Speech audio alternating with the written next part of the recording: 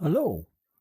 About a year ago, I did a video on EarthQuest versus Fly, which is the best standalone Google app. Sorry, not Google app, Google Earth type app. And I thought that Fly just had the edge. So here we are about a year later, and the EarthQuest developer has sort of said, look, I've done loads of updates. About time we did another video. So here I am doing another video. EarthQuest is now called WorldLens bracket EarthQuest close bracket. But here we are. I'm starting off this time with EarthQuest. We're in London again. I thought I'd try and do the same sort of route with both apps.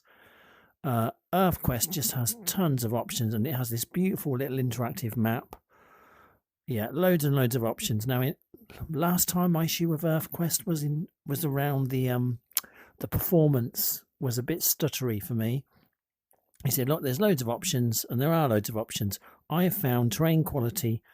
I should say first, I've got very decent Wi-Fi, and I'm stood right next to my router.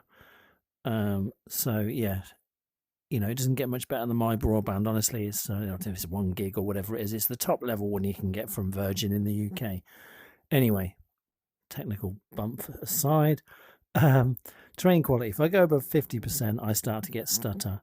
Terrain loading strength, I can get up to 18 to get a half decent draw distance on it.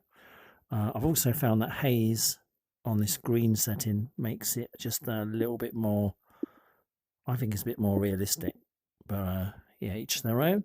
Here we are. Let's fly around. Also, I have to say this is cool. Oh, I've just clicked on it, gone straight in. Look how seamless that was. Straight in. And then you can come straight back out again. Beautiful. Let's have a fly. So yeah, WorldLens, here we are. We'll fly through these. Get a sense for the draw distance. You can see some of the London landmarks in the distance there. Not seeing too much popping at the minute either. Pretty damn impressive, and it is pretty smooth considering I'm recording. We'll fly along towards the eye, and then we will see a bit basic in the distance, but not bad. You know what those buildings are.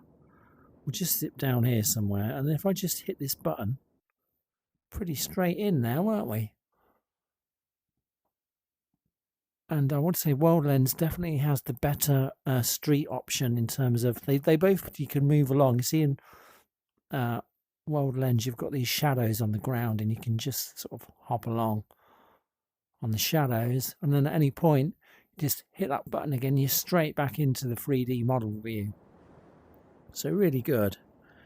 But yeah, graphically this looks pretty impressive, but there's a bit of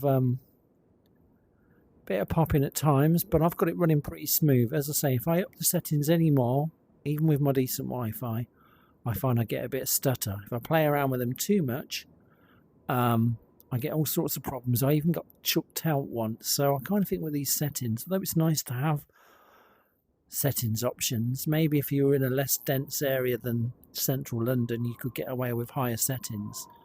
But for me, this 50% on the terrain quality and 18 on the loading strength is about as good as it's going to get. We'll just land here again and have a quick look around. I don't even need to land. I can just hold that up to my face. Oh, I have to keep it held up to my face. There we are. Straight in, straight out again. That is fantastic. This definitely for the photo views, this definitely has the edge in terms of how smooth it is. As I say, I've got it running smooth as well. This looks nice. Look, can we go under there? Whee, we can. Let's do it. All the way. Should we go all the way? Then we'll just fly back through here. Yeah, it's definitely improved upon when it was last time. I definitely had more performance issues. I felt like I had to have it on really low settings, whereas now, even though they're not high, they could go a lot higher. But honestly, and I'm not going to demonstrate it because I think with recording as well, it probably will have some major problems. But there we are. Shall we go and have a look at Fly now? But yeah, this is, I have to say, this map is beautiful. Absolutely beautiful. I love this whole thing. I love that it's all there. You can change various settings as you go along. Let's have a look at Fly. Same location. Here we are in Fly. Same starting point. Takes a while. It's gone now, but it takes a while in Fly for the horizon to sort itself out and settle down. But when you first go in, it immediately feels just a little bit more real. I don't know what it is, because they're essentially the same graphics, aren't they?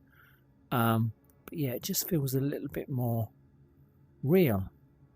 That said, it does have a little bit of stutter at times. I've got Fly set on its highest possible performance setting, and it's still pretty smooth.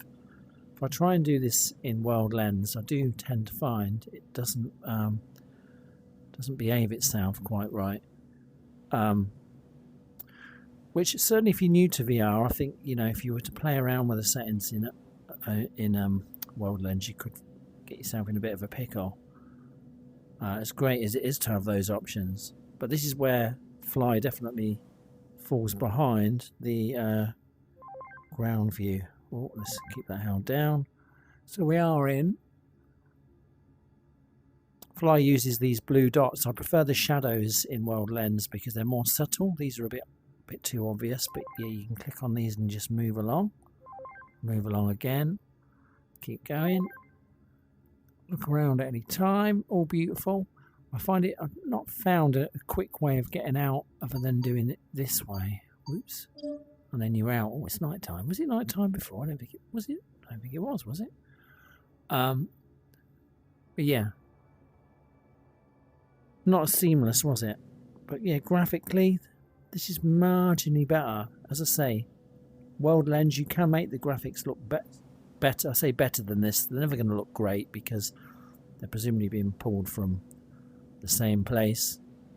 You can make them look better than this, but they just won't run as smoothly. I do find this also suffers with a bit of popping, but I do find that this just seems to work a tiny fraction better. But you know, it's only because I've spent the last hour and a half jumping between the two apps in the same location, trying to repeat the same actions. Quite tedious. But you know, I really I can see how much work's gone into WorldLens, EarthQuest, whatever we're calling it. Put so much work into it and loads of updates. And I really want to say, yeah, it's better. Some things are definitely better. I absolutely love the map, and I love all the street view stuff. Much better. Well, that was a bit smooth and quicker, wasn't it?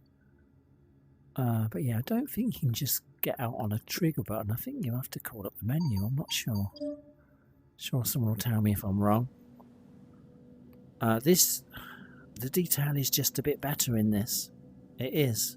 And I know WorldLens man is going to come back to me and say, oh, you just need to tweak the settings. Honestly, I spent so long tweaking those settings, and I feel like those settings I told you earlier in the video were like the optimum level.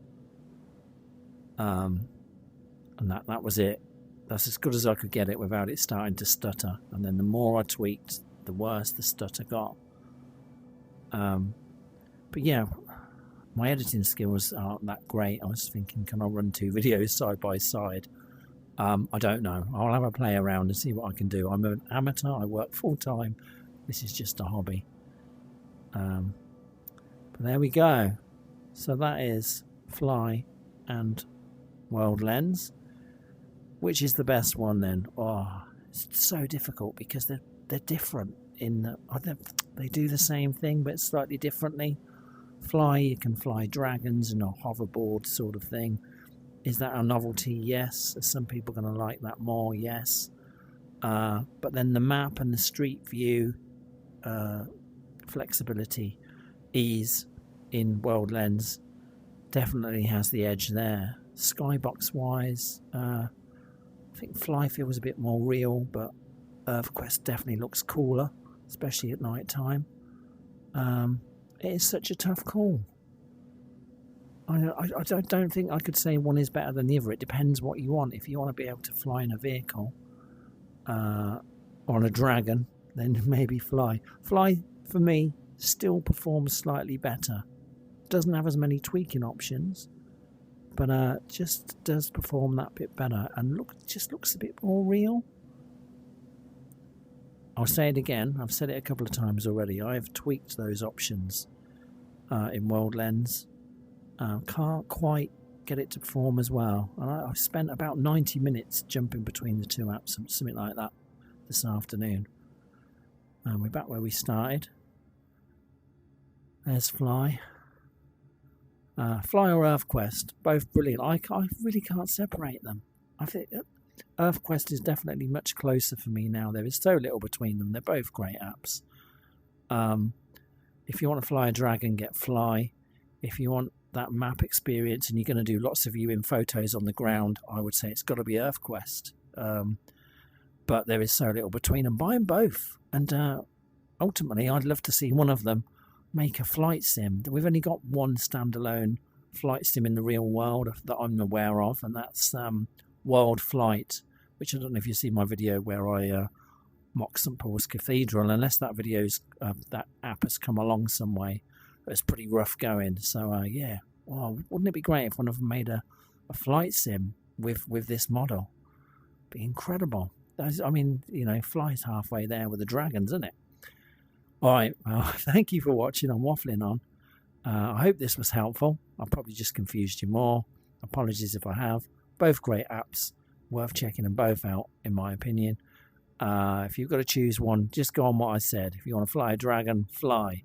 If you want that ease of photos on the ground and the nice little map, definitely go for WorldLens, in brackets EarthQuest. All right, thanks for watching. Please consider liking, subscribing, all that jazz. Take care of yourself, most importantly, and hopefully see you again. Bye-bye. Bye.